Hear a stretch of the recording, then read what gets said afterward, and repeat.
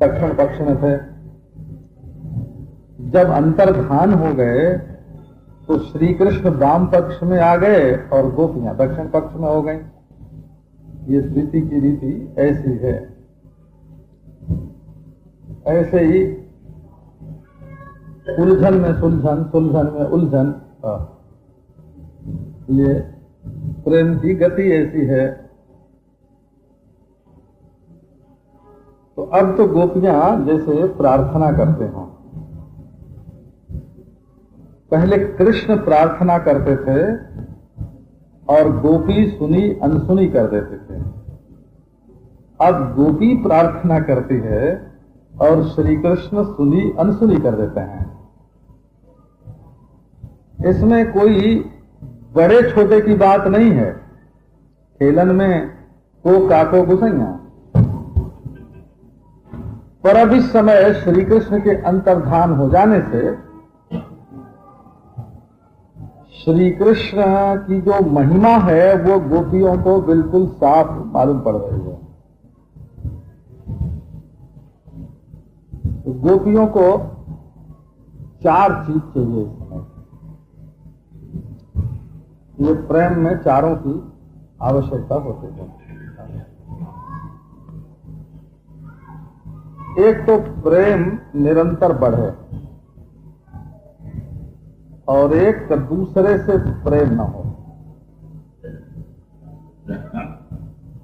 और तीसरे जो पिछले दुख हैं वो चित्त को आकर के रूखा न कर दें। पिछले जो दुख हैं वो याद आ करके चित्त को रूखा न बनावें। और चौथी बात ये है कि प्रेम में सुगमता होवे। ये चार बात आनी चाहिए। प्रेम बहुत दुर्लभ हो तो तपस्साध्य हो जाने के कारण, तपस्या बड़ी भारी तपस्या करने पर प्रेम मिलता है तो भी रुक्षता आ जाएगी जीवन में। और दूसरे से प्रेम हो जाता है तब तो प्रेम चौपट ही हो गया। तो प्रेम क्या रहा। और दूसरे दुख खा के दबा देते हैं तो जिससे दुख हुआ है उसकी याद आवेगी, जिसके संयोग से या जिसके वियोग से शोक होता है मन में उसकी याद आवेगी। तो अब भगवान के पास एक ऐसी दवा है, औषध है, जिसकी याचना करती हैं गोपी कि वो दवा हमको दे दो, वो औषधि। बोले वो औषधि कौन सी है? तो नाम बताना तो अभी ठीक नहीं है। ये बात है कि वो लौकिक नहीं है, अलौकिक है। धरामृतम न भवति, वो धरती का अमृत नहीं है, इसलिए उसका नाम अधरामृत है। धरा और अमृत, धरती का अमृत नहीं है वो। दूसरी बात का अधरम अमृतम यस्मात्, अधरम नीचीनम न्यक अमृतम यस्मात्। वो ऐसी दवा है कि अमृत उसके सामने बिल्कुल फीका है।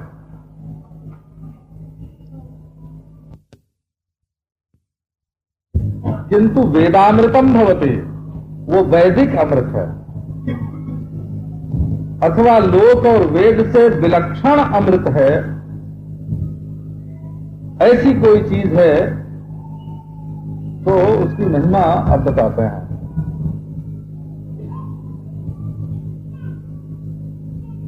तो प्रेम में एक विषय बल माना जाता है, एक विषय बल, उसका नाम ही है, श्रीधर स्वामी ने उसका नाम विषय बल रखा और श्री वल्लभाचार्य जी महाराज ने उसका नाम प्रमेय बल रखा। वो नाम ही दो हैं, चीज एक ही है। तो ये तो सामान्य रूप से लोगों की समझ में बात नहीं आती है। विषय कहो या प्रमेय कहो, ये उस चीज का नाम है जिससे आप प्रेम करते हैं। जिससे प्रेम किया जाता है वो प्रेम का विषय है, उसी का नाम प्रमेय है। तो ये देखना कि जिससे तुमने प्रेम किया वो कौन है। नारायण। तो वो इतना शुद्ध होना चाहिए कि वो तुमको संसार में न फंसाए, नरक में न ले जाए, तुम्हें वासना का दास न बना दे, तुमको बंधन में न डाल दे। उसको विषय बल बोलते हैं। बोले गोपियां कोई बहुत ऊंची थी का? नहीं, ऊंची नहीं थी। तो उनके मन में काम था? कहां काम भी था। लो भागवत में तो कितनी जगह लिखा है कि गोपियों के मन में काम था। कामाद गोप्य भयात कंसा द्वेषात चैत्यादयो नृपा। शिशुपाल के मन में द्वेष था, भगवान मिले। कंस के मन में भय था, भगवान मिले। गोपियों के मन में काम था, भगवान मिले। बोले शिशुपाल कोई ऊंची किस्म का आदमी नहीं था हो। अच्छा, और कृष्ण के प्रति जो उसका द्वेष भाव था वो भी कोई ऊंची किस्म का नहीं था। तो अधिकारी भी नीचा और उसकी वृत्ति भी नीची। कंस भी नीचा और कंस का भय भी एक नीची वृत्ति, लेकिन वो जुड़ गई कृष्ण के साथ। तो वो कृष्ण रूप विषय ऐसा वहां भय का आके बैठा कि भय का शोधन होकर के अभय हो गया और कंस का शोधन होकर के ब्रह्म हो गया। शिशुपाल में द्वेष की वृत्ति, इसी को प्रमेय बल बोलते हैं। प्रमेय बल माने जो प्रेम का विषय है उसमें कुछ खास विशेषता है कि नहीं। तो देखो दुनियादारी के प्रेम में और भगवान से किए जाने वाले प्रेम में यही फर्क है। इसका नाम प्रमेय बल हुआ। तो बोले गोपियां ऊंची किस्म की कर नहीं। भागवत में गोपियों की निंदा भी है। जैसे एक आर्य समाजी गोपी की जैसी निंदा कर सकता है वैसी निंदा भागवत में है। उसमें डरने की कोई बात नहीं है। तो बोले हे भगवान, गोपियों की इतनी महिमा और इतनी प्रेममयी और इतनी श्रेष्ठ और है ना, इतनी दिव्य और इतनी अपराकृत भागवत में उनकी निंदा भी है कहां है? काहे के लिए है? देखो उसको समझो कि जितने ज्यादा बीमार को वैद्य अच्छा कर दे, वैद्य की उतनी तारीफ होगी कि नहीं? जितना बड़ा मर्ज हो, जितना कड़ा मर्ज हो, जितना रोगी मरणासन्न होए और ऐसी कोई दवा आ जाए कि वो रोगी अच्छा हो जाए, रोग मिट जाए, तो जितना कड़ा और जितना बड़ा रोग होगा उसके अच्छा करने से दवा की उतनी बड़ी महिमा निकलेगी। तो इसी से श्री वल्लभाचार्य जी महाराज गोपियों में भी तामसी, राजसी, तामस तामसी, है ना, ऐसा भी भेद करते हो, तामस तामसी महाराज। तो जितना बड़ा रोग हो दवा की उतनी बड़ी महिमा निकलती है।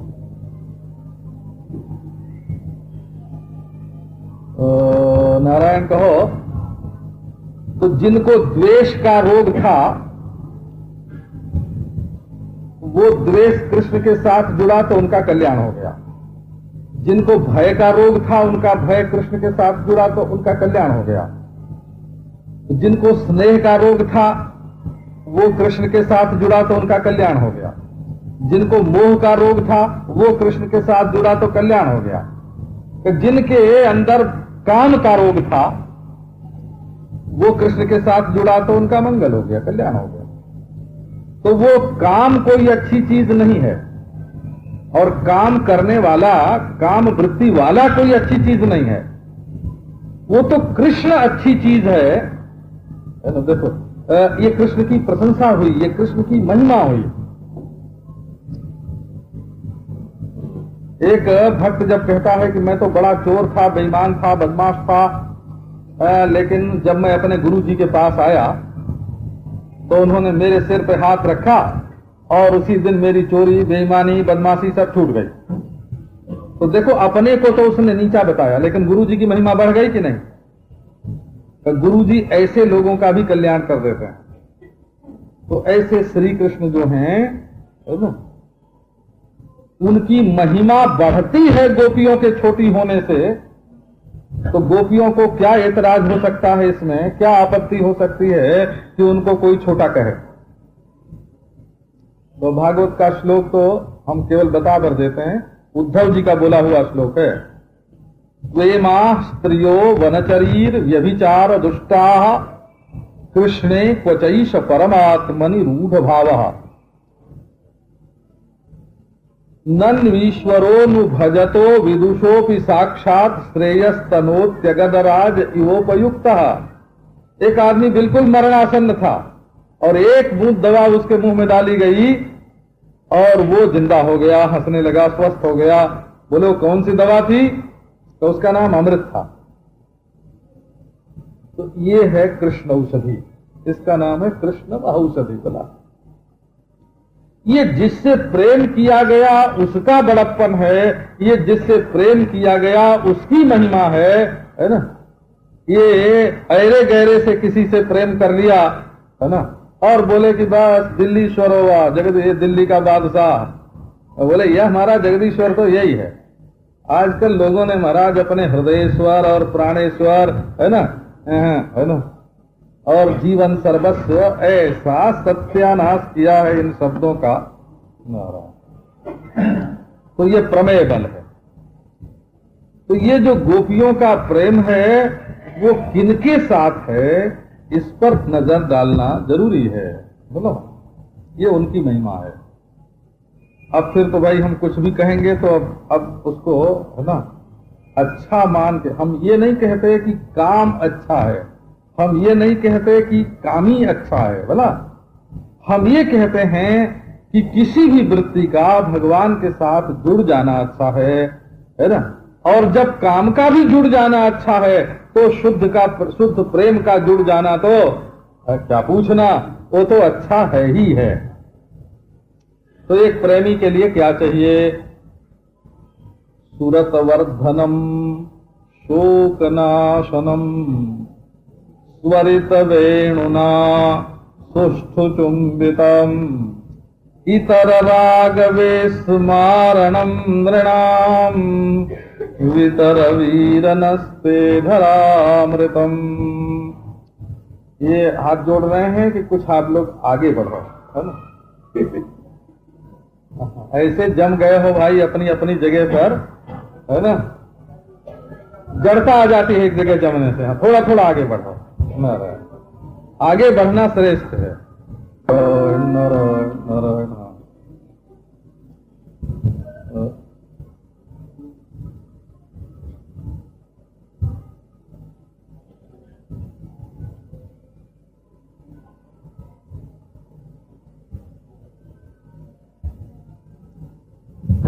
कई लोग जो है ना वो यहां से पैदल चल के मानसरोवर जाते हैं, महीने भर 2-2 महीने चलते हैं हो पैदल, लेकिन जब वहां पहुंचते हैं तो ऐसी ठंड लगती है कि नहाते ही नहीं है, बिना नहाए ही लौट जाते हैं। 2-2 महीने 3-3 महीने पैदल चलते हैं और वहां जाके बिना नहाए लौट आते हैं। बद्रीनाथ में लोग जाते हैं बिना नहाए लौट जाते हैं। जड़ता जाड़ विषम उर लागा गए हूं न मज्जन पाव अभागा। जड़ता का ऐसा जाड़ा लगता है, जड़ता जाड़ विषम उर लागा गए हूं न मज्जन पाव अभागा। जाके भी उसको नहाने का मौका नहीं मिला नारायण को। क्यों? कि जड़ता का जाड़ लगा हुआ है। वो यही सर आवत अति कठिनाई राम कृपा बिनु आई न जाई। तो कई लोग कथा में आके भी सो जाते हैं, बोला, उसी को बोलते हैं जड़ता जाड़ विषम उर लागा गए उन मज्जन पाव भागा। और भगवान का नाम जो एक दो नाम भला भगवान का पड़ जाता कान में, है ना, वो भी नहीं पड़ा। तो आओ सूरत वर्धना, प्रेम बढ़े। तो सूरत शब्द का ये संस्कृत भाषा में एक अर्थ तो है प्रेम, बोला। प्रेम वो है जो उधार आनंद नहीं है और शांत आनंद भी नहीं है। ये जो ज्ञान से जो ब्रह्मानंद का अनुभव होता है ना, वो शांतानंद है। वृत्ति कोई फुरफुराती नहीं है,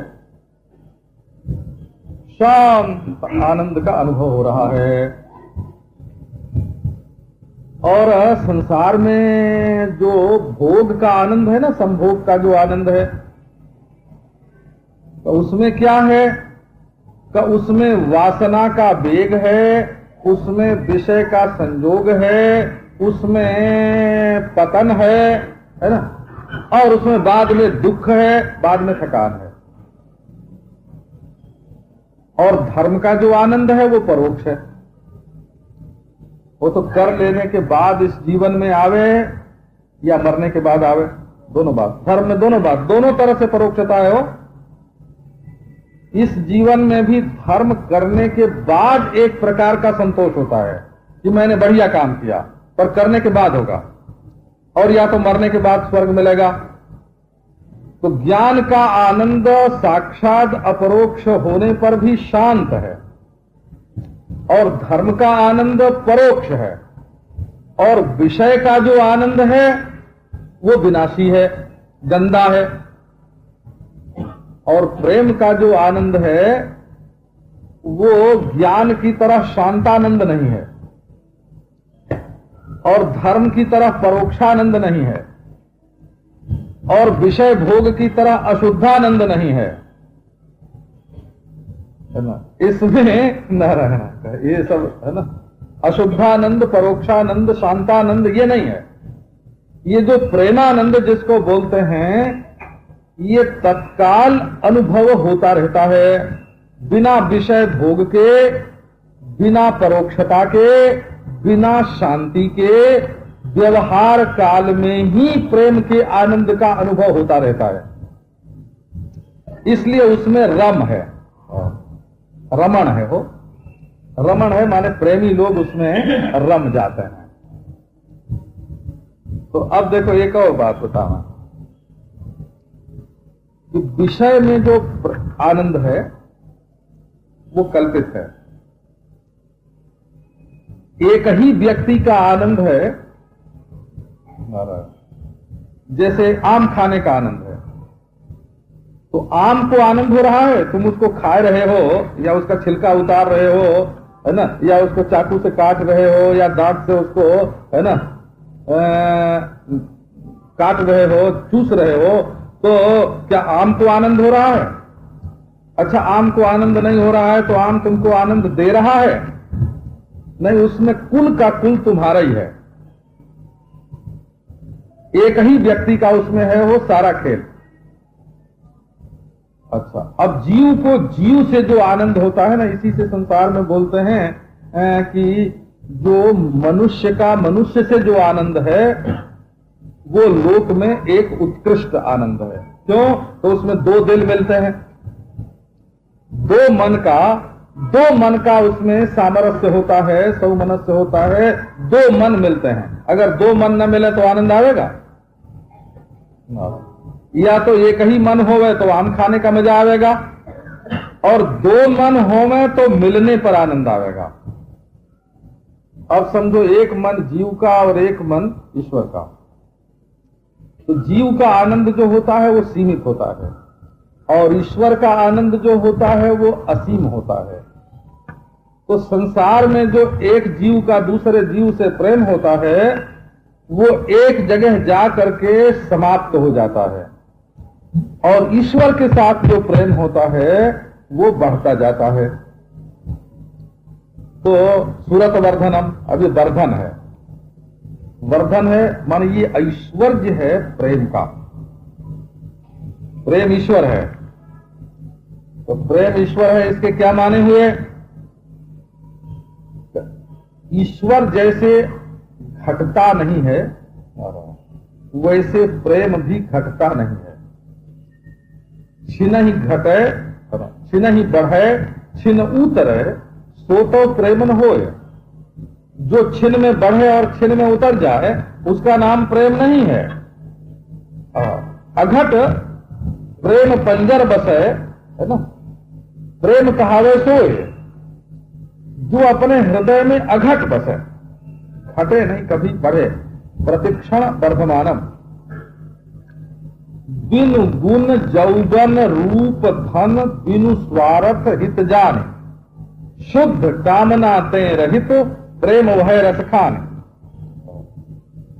रूप देख करके प्रेम नहीं, गुण देख करके प्रेम नहीं, जवानी देख करके प्रेम नहीं, बिनु गुण जौवन रूप धन, धन देख के प्रेम नहीं, बिन स्वार्थ हित जान, स्वार्थ की पूर्ति के लिए प्रेम नहीं, हित जान करके प्रेम है। शुद्ध कामना तय रहित प्रेम वह रस खान, उसी को प्रेम कहते हैं। गुण रहितम कामना रहितम प्रतिक्षण वर्धमानम सूक्ष्मतमम अनुभव रूपम। प्रेम गुण देख करके नहीं होता, कामना की पूर्ति के लिए नहीं होता, घटने वाला नहीं होता, प्रतिक्षण बढ़ने वाला होता है, अत्यंत सूक्ष्मतम होता है, अविच्छिन्न अटूट होता है और अनुभव रूप होता है। तो ये देखो, गोपी कह रही है कि भले तुम अंतर्धान हो गए।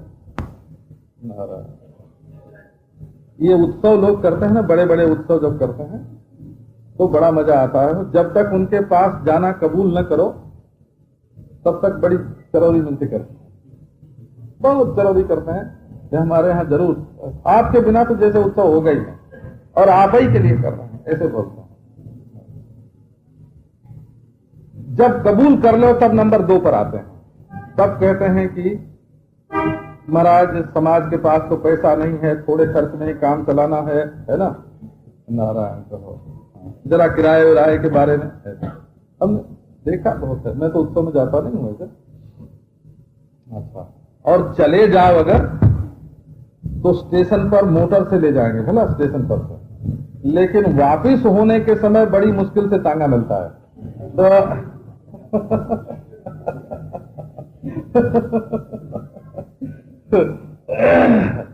ये संसार की रीति, जो लोग उत्सव में जाते हैं ना, उनका सबका ये अनुभव है। पहले वेग में बड़ा भारी प्रेम होता है और धीरे धीरे उसका नशा उतरने लगता है। देखो, गंगा जी पवित्र है कि नहर पवित्र है? फर्क है। गंगा जी जितना आगे बढ़ती है उनकी धारा विशाल होती है। पवित्र है, वो दिन दूनी रात चौगुनी बढ़ने वाली है। इसकी दवा किसके पास है? कि कृष्ण के पास, वहां से मिलेगी। अब दूसरी बात यह है कि आदमी का जो मन है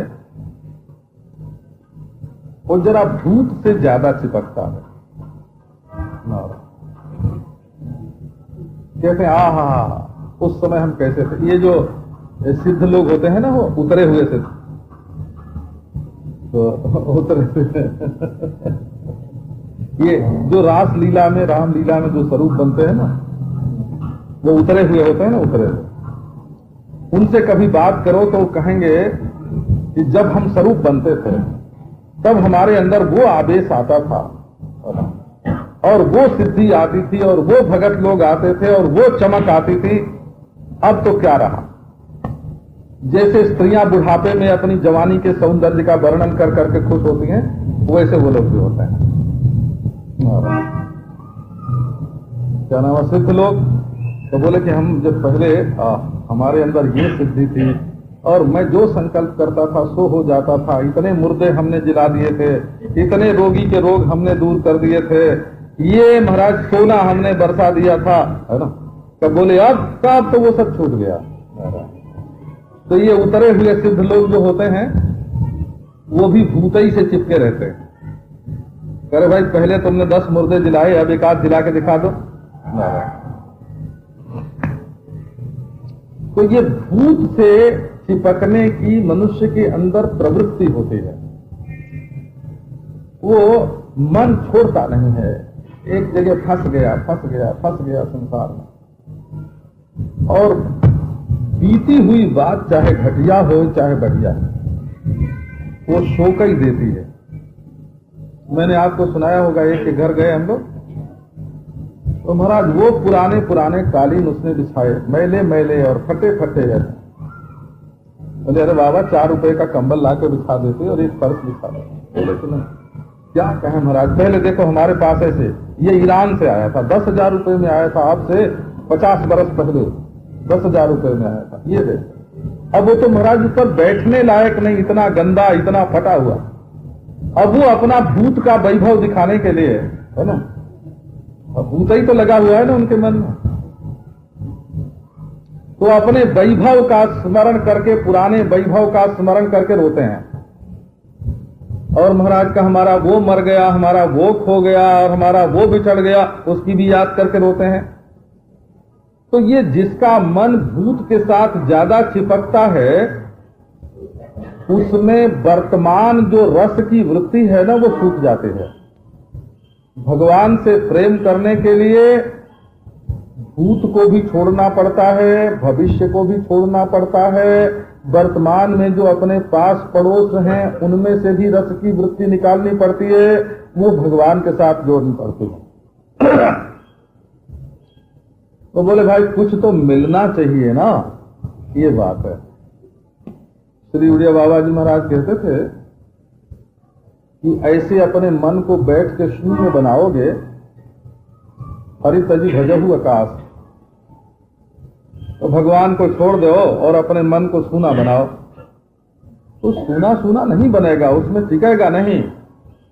ये तो महाराज जो लोग बात करते हैं, अभ्यास नहीं करते, साधन नहीं करते, जो घंटे आध घंटे आराम नहीं देते अपने मन को, वो लोग बड़ी ऊंची ऊंची बात हाँकते हैं। अगर तुम्हें अपने मन को आराम देना है तो उसके लिए एक आलंबन चाहिए, एक आधार चाहिए। वो कहते थे कि आनंद का विकास जीवन में करो, अपने मन में आनंद का विकास करो। कमरा बंद करके ये देखो कि कृष्ण तुम्हारे सामने अंगूठा दिखा रहे हैं, बोला हंसी आ जाए ऐसा। कभी तुम देखो कि वो बैठे हुए हैं और हम उनके सामने नाच रहे हैं।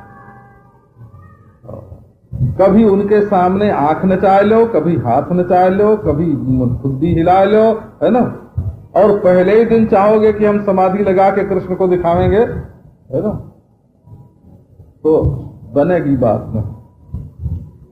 तो प्रेम में ये आवश्यक है कि अपने हृदय में आनंद का विकास होगा। ये शोक जो है वो भूत वृत्ति है।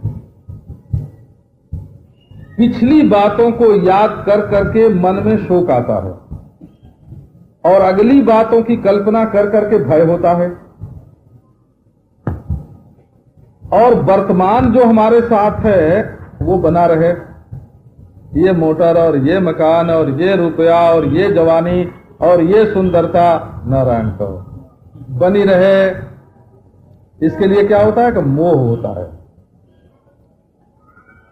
मोह होता है वर्तमान के साथ, भय होता है भविष्य के प्रति, और शोक होता है भूत के प्रति। तो कोई ऐसा मजा आ जाए अपने जीवन में, नारायण, वही चाहिए, वो औषधि चाहिए, वो रसायन चाहिए, वो औषधि चाहिए जिससे शोक मिट जाए। बोले भाई जिंदगी में कई बार प्रेम भी होता है, कई बार द्वेष भी होता है। आपको एक बात सुनावे, दुख और प्रेम तो एक साथ रह भी सकता है।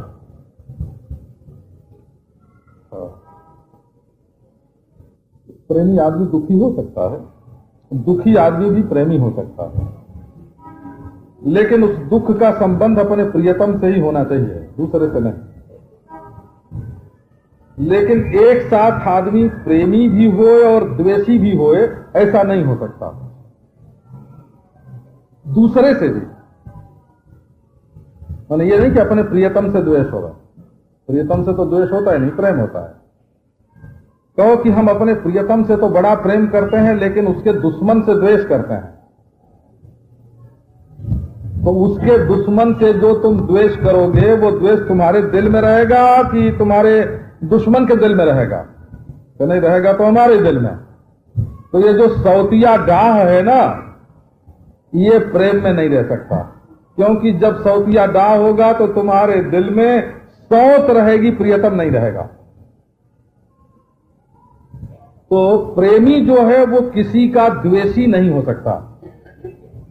अगर एक के लिए तुम्हारे मन में जलन है, तो तुम्हारे दिल में बैठा हुआ तुम्हारा प्रीतम भी जलेगा, क्योंकि उसको भी तो वही रहना है। अगर तुम्हारे हृदय में भगवान है और तुम अपने दुश्मन के लिए आग जला रहे हो, कहां का? अपने दिल में। तो जिस दिल में तुम्हारे भगवान बैठे हैं, उसी दिल में तुम आग जला रहे हो, तो वो क्या तुम्हारे भगवान को उसकी आंच नहीं लगेगी?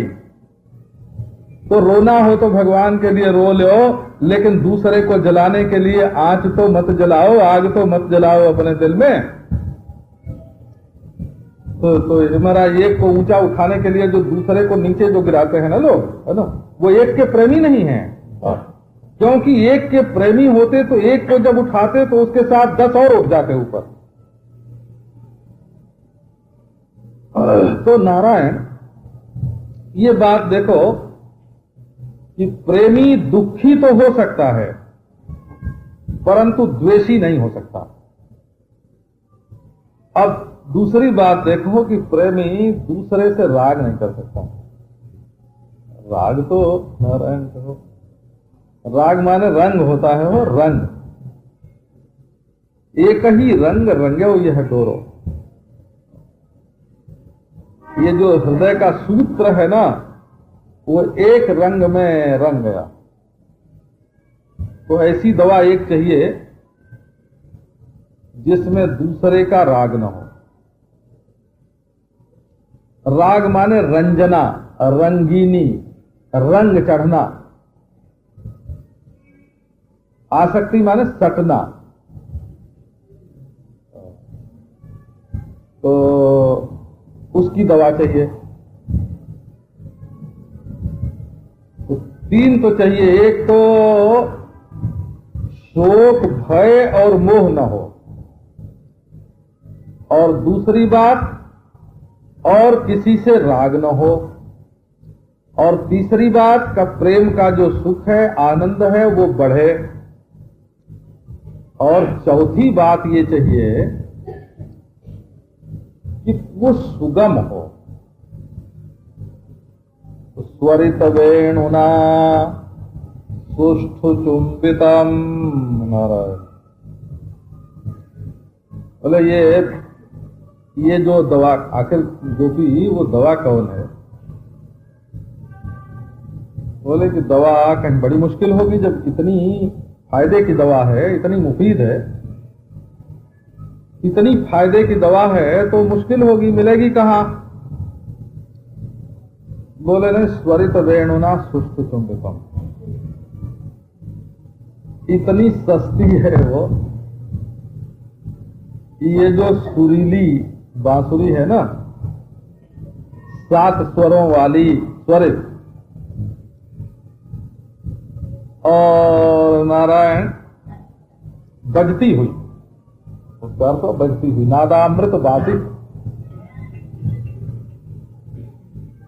ये वेणु, देखो वेणु शब्द का संस्कृत में बहुत व्यंग्य है। तो वेणु माने होता है बांस, और सो भी मादा नहीं, नर। ये संस्कृत में वेणु शब्द जो है ना, वो पुंलिंग है। वो वेणु शब्द स्त्रीलिंग नहीं है। ये बंशी नहीं है, वेणु है। वेणु माने पुंलिंग है। तो ये द्वे में से द का लोप करके, जैसे गुजरात में बे बोलते हैं ना, बे, बे माने क्या होता है? दो, है ना। तो द्वे है ना, द्वे शब्द संस्कृत में है, द्वे, उसमें से द निकल गया, बे रह गया, वो बे हो गया, दो हो गया। हिंदी वालों ने व को निकाल दिया, द को रखा तो दो रह गया, द्वौ, द्वौ में से व निकाल दिया तो दो रह गया।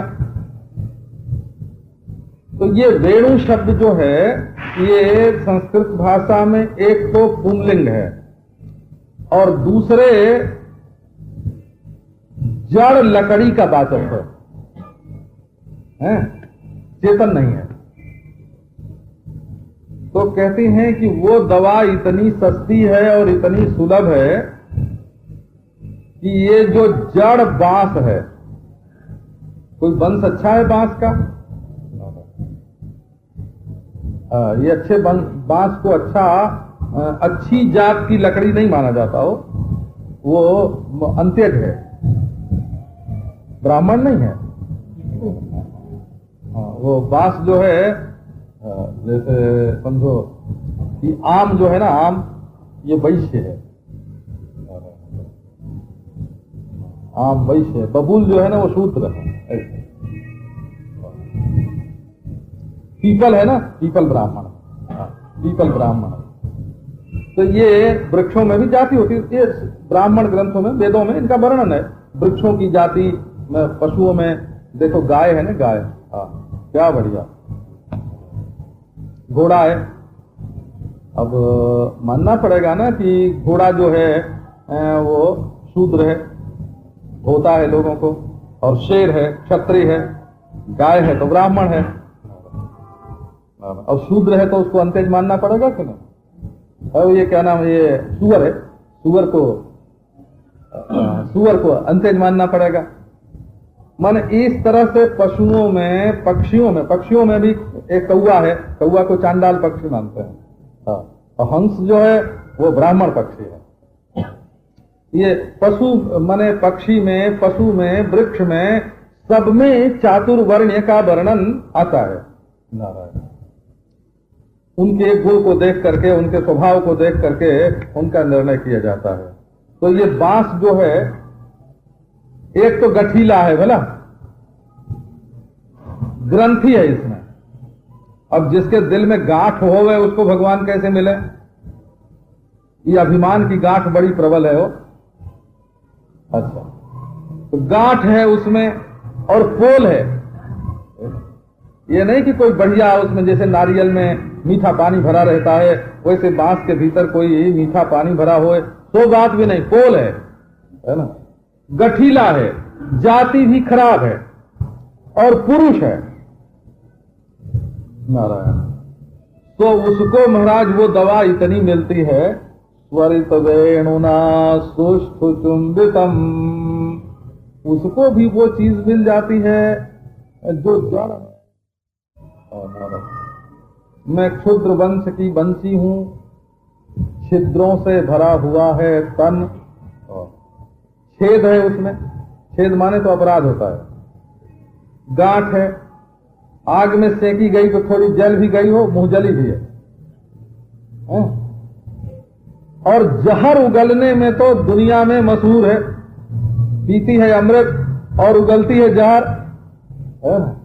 ऐसे तो ऐसा जो वेणु है, उस वेणु को भी वो औषध चुंबन करने के लिए प्राप्त होता है।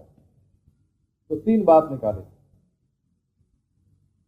एक तो दूसरे से प्रेम न हो, दूसरे अपने प्रियतम से, भगवान से प्रेम बढ़े, और तीसरे शोक मोह भय न हो, और चौथे सुगम हो।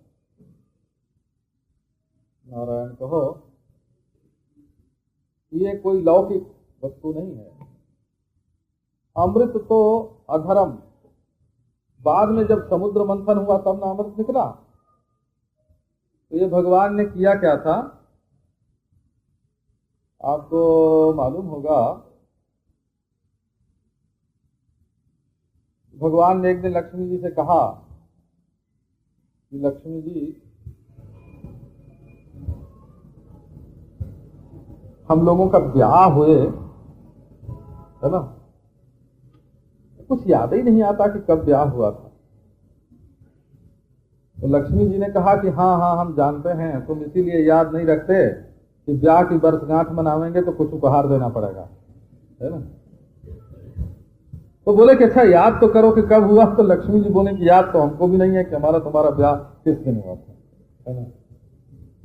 तो तब तो उन्होंने कहा आओ फिर से ब्याह कर लें और वर्षगांठ की एक तिथि बना लें।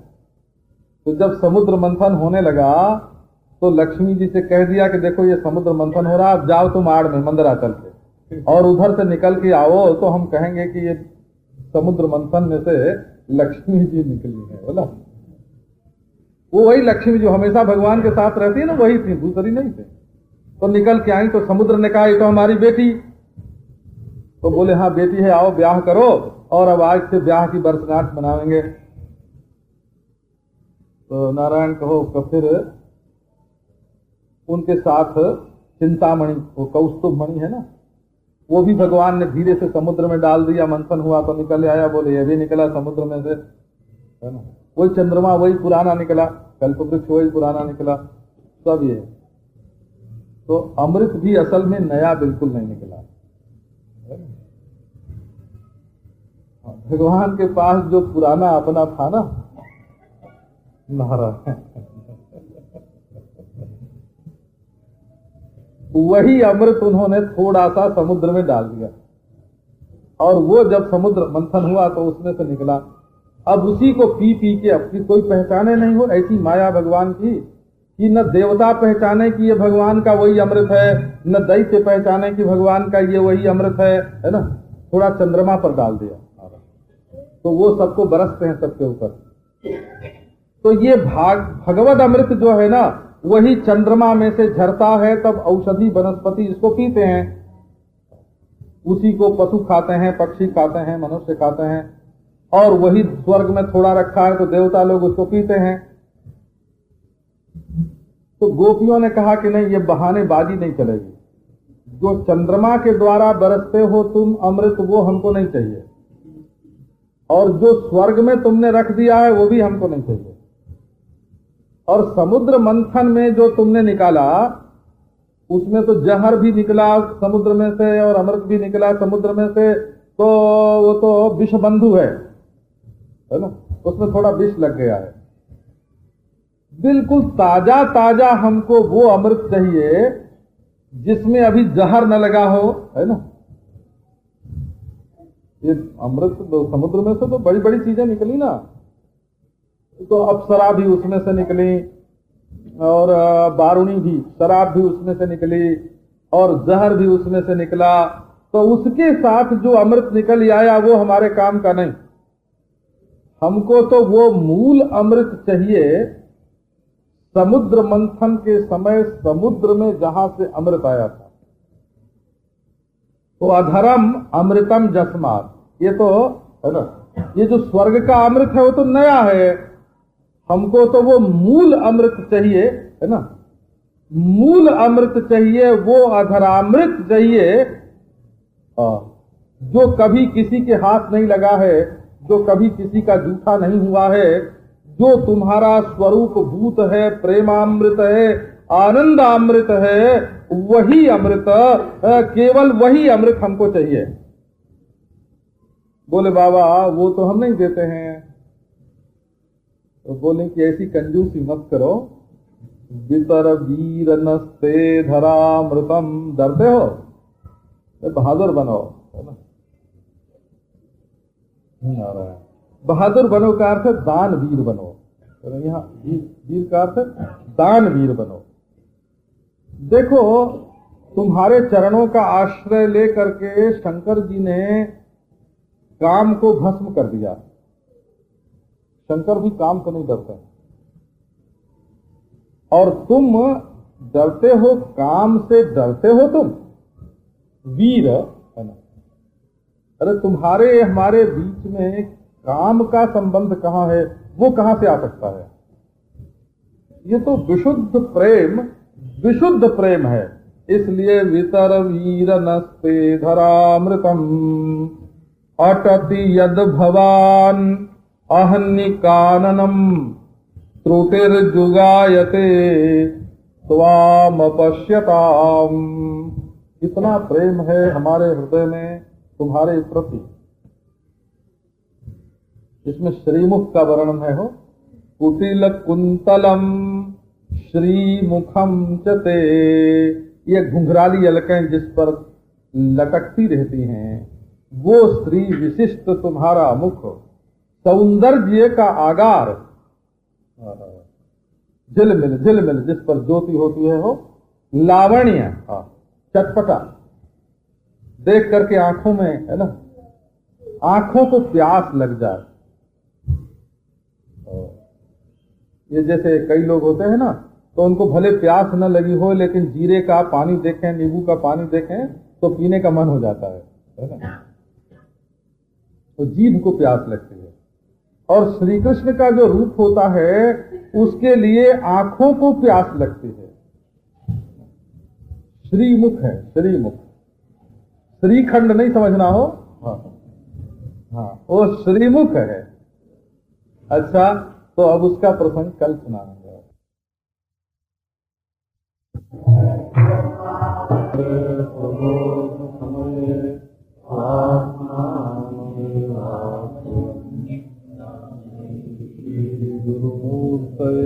नमः